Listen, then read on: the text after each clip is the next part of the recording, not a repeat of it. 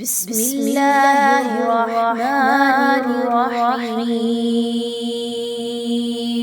السلام علیکم ورحمۃ اللہ وبرکاتہ۔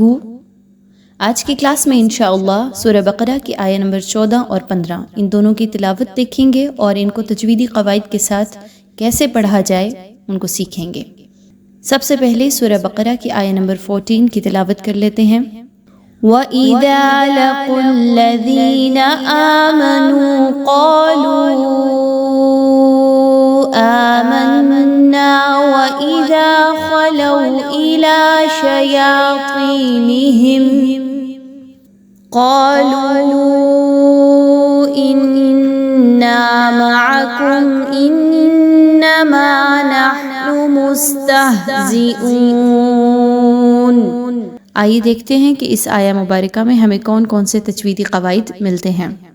وَإِذَا، سب سے پہلے دال زبر الف ذا، دو حرکت کے برابر اس کو لمبا کریں گے۔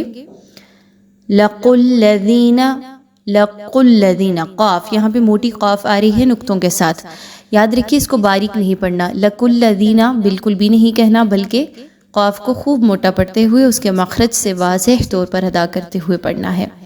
آگے دیکھیے دینا، اس میں دیکھیں تو زا کی طرح آواز نہیں آنی چاہیے۔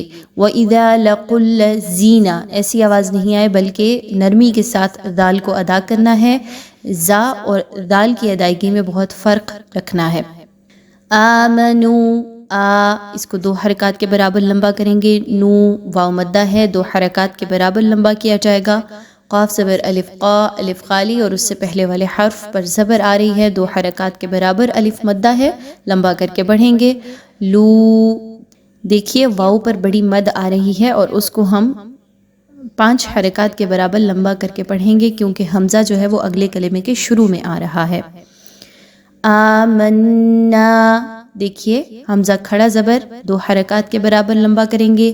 منا، میم اور نون کو آپس میں مضبوطی کے ساتھ ملاتے ہوئے پڑھیں گے، کیونکہ نون مشدد ہے، یہاں پر نون ایک بار نہیں بلکہ 2 بار موجود ہے۔ نون زبر الف نا، الف مدہ، دو حرکات کے برابر کھینچ کے پڑھیں گے۔ وَإِذَا، اگین الف مدہ، ذا پر آ گیا، 2 حرکات کے برابر لمبا کر کے پڑھا جائے گا۔ خَلَوْا، اب اس میں دیکھیے لو، واو پر جزم کا نشان ہے اور اس سے پہلے والے حرف لام پر زبر ہے۔ یاد رکھیے جب بھی واو پر جزم کا نشان ہوگا یا پر جزم کا نشان ہوگا اور اس سے پہلے والے حرف پر زبر آئے گی تو اس کو ہم واولین یا پھر یالین کہتے ہیں، اور ان دونوں کو 2 حرکات کے برابر لمبا کر کے پڑھا جاتا ہے۔ اب اس میں ایک چیز کا یہ بھی دھیان رکھیے گا، بعض اوقات لوگ کیا غلطی کرتے ہیں، وَإِذَا خَلَوْا، لو کی آواز میں پڑھتے ہیں، لو کے وزن پہ نہیں پڑھنا بلکہ لام زبر واو، لو، لام زبر وا، لو، لو کے وزن پہ پڑھنا ہے۔ وَإِذَا خَلَوْا، ٹھیک ہے۔ آگے دیکھیے اِلا، لام پر کھڑا زبر ہے، الف مدہ کے قائم مقام ہے، 2 حرکات کے برابر لمبا کر کے پڑھا جائے گا۔ شیاطینہم، یا پر پھر سے کھڑا زبر آ گیا، 2 حرکات کے برابر لمبا کیا جائے گا۔ طی، صازر یا طی، یا مدہ، 2 حرکات کے برابر لمبا کر کے پڑھیں گے۔ نیہم، دیکھیے میم ساکن آ رہا ہے اور میم ساکن کے بعد جو حرف ہے وہ قاف ہے، تو یہاں پر اظہار شفوی ہوگا، میم ساکن کے بعد غنہ بالکل بھی نہیں کرنا۔ آگے دیکھیے قاف زبر الف قا، 2 حرکات کے برابر لمبا کر کے اس کو پڑھا جائے گا۔ لو، اگین بڑی مد آ رہی ہے اور حمزہ جو ہے وہ انا یعنی اگلے کلمے کے شروع میں آ رہا ہے، مد جائز منفصل ہے، اس کو 5 حرکات کے برابر لمبا کر کے پڑھا جائے گا۔ نون مشدد آ گئی ہے ان نا پر، تو یاد رکھیے حمزہ اور نون کو مضبوطی کے ساتھ ملانا ہے۔ انا ایسے نہیں پڑھنا بلکہ انا غنہ کرتے ہوئے مضبوطی اور جماؤ کے ساتھ ملاتے ہوئے نون زبر الف نا، الف مدہ کو 2 حرکات کے برابر ادا کریں گے۔ آگے دیکھیے معکم، انا معکم، عین کی ادائیگی بہت اچھے انداز میں کرنی ہے، حمزہ کی طرح بالکل بھی عین کی ادائیگی نہیں ہونی چاہیے۔ آگے دیکھیے کم، میم ساکن کے بعد جو حرف آ رہا ہے وہ حمزہ ہے۔ انا معکم انما، اب یاد رکھیے کہ میم ساکن کے بعد حمزہ ہے تو اظہار شفوی ہوگا، ہم نے اس کو غنے کے ساتھ نہیں پڑھنا، معکم انما ایسا کرنا بالکل بھی درست نہیں ہے، بلکہ کس انداز میں پڑھا جائے گا؟ انا معکم انما. ٹھیک ہے، امید ہے واضح ہو گیا ہوگا. آگے دیکھیے، میم زبر الف ما، الف مدہ 2 حرکات کے برابر لمبا کر کے پڑھیں گے. نحنو، ہا کے مخرج کو بہت واضح اور کلیئر رکھنا ہے، ہا کی طرح نہیں پڑھنا. انما نحنو ایسا کرنا بالکل بھی درست نہیں ہے، بلکہ ہا کی ادائیگی کو بہت زیادہ سافٹلی اور اس کے اپنے مخرج سے نکالتے ہوئے پڑھنا ہے. انشاءاللہ پریکٹس کرتے رہیے تو انشاءاللہ بہتری آئے گی. مستہزئون، اب سین میں سیٹی کی آواز کو لانا ہے آپ نے، اور تہ میں ہا کے مخرج کو بہت بھاری اور موٹے انداز میں ادا کرنا ہے. جیسے کہ ہم نے نحنو میں پڑھا کہ ہا کو بہت باریک، اور ہا مستہزئون میں جو ہا آ رہی ہے اس کو بہت موٹا کر کے پڑھنا ہے. زیون، اب آگے دیکھیے تو زا آ رہی ہے، یہاں پر دال نہیں ہے. زا کو بہت مضبوطی کے ساتھ سیٹی کی آواز کو اس میں لائیں گے. مستہزئون.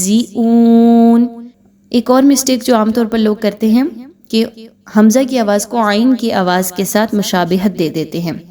عین کے مخرج کو صحیح کرنے کے چکر میں حمزہ جو ہے وہ عین کے ساتھ ملنا شروع ہو جاتا ہے. ایسا نہیں کرنا، بلکہ حمزہ اور عین میں فرق واضح رکھنا ہے تلاوت کے دوران.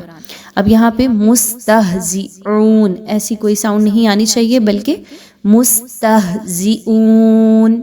آیت نمبر 15 کی تلاوت کرتے ہیں. اللہ یستہزئ بہم ویمدہم فی طغیانہم یعمہون. اللہ، حرف جلالہ سے پہلے والا حرف حمزہ، اس پر زبر آ رہی ہے، تو اللہ کو خوب موٹا کر کے پر کر کے پڑھا جائے گا. منہ کو گول کرتے ہوئے، منہ کو بھاری کرتے ہوئے پڑھا جائے گا. اللہ. آگے دیکھیے، ہا کا مخرج جو ہے وہ خاص طور پہ واضح رکھنا ہے. اللہ، اللہ ایسا نہیں کرنا، بلکہ ہا کے مخرج کو بھاری انداز میں ادا کرنا ہے. یستہزئ، جیسے ہم نے پچھلی آیت کے آخری حصے میں دیکھا، سین سیٹی کے ساتھ، ہا بھاری انداز میں، زا اگین سیٹی کے ساتھ ادا کی جائے گی. او، حمزہ کی ادائیگی بہت واضح اور اس کی پراپر مقدار کے اندر ہی ادا کرنا ہے. یستہزئ ایسا کرنا بالکل درست نہیں ہوگا، واو مدہ سے مشابہت نہیں دینی. آگے دیکھیے، میم ساکن کے بعد واو آ رہا ہے، بہم کے بعد واو آ رہا ہے. یہاں پر بھی اظہار شفوی ہے، بالکل بھی غنہ نہیں کرنا. بہم ویمدہم ایسا کرنا بالکل درست نہیں ہے، بلکہ میم کے بعد واو ہے تو آپ نے ادائیگی کو بالکل واضح رکھنا ہے. ویمدہم، اب اس کو ویمدہم ایسا پڑھنا درست نہیں ہے، بلکہ دال پر تشدید آ گئی.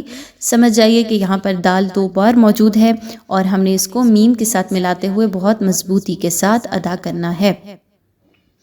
میم ساکن کے بعد فا آ رہی ہے، اگین اظہار شفوی ہے. اس کی تلاوت کرتے ہوئے غنہ بالکل نہیں کرنا. فا زیر یا فی، یہاں پر دیکھیے تو 2 حرکات کے برابر یا مدہ کو لمبا کر کے پڑھا جائے گا. طغیانہم، غین حروف مستعالیہ میں سے ہے، اس کو خوب موٹا کر کے پڑھا جائے گا. یا کھڑا زبر 2 حرکات کے برابر لمبا کیا جائے گا. آگے دیکھیے، میم ساکن کے بعد یا آ رہی ہے، طغیانہم یعمہون. اظہار شفوی ہوگا، کسی قسم کا بھی غنہ نہیں کرنا.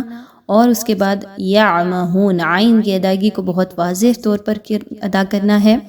اور اس کے بعد ہا پیش واو ہو، تو اس کو 2 حرکات کے برابر لمبا کر کے پڑھنا ہے. واو مدہ کو مکمل ادائیگی کے ساتھ پڑھنا ہے. آج کی کلاس کے لیے اتنا ہی کافی ہے. انشاءاللہ نیکسٹ کلاس میں آنے والی مزید آیات کو تجویدی قواعد کے ساتھ سیکھیں گے. السلام علیکم ورحمۃ اللہ وبرکاتہ.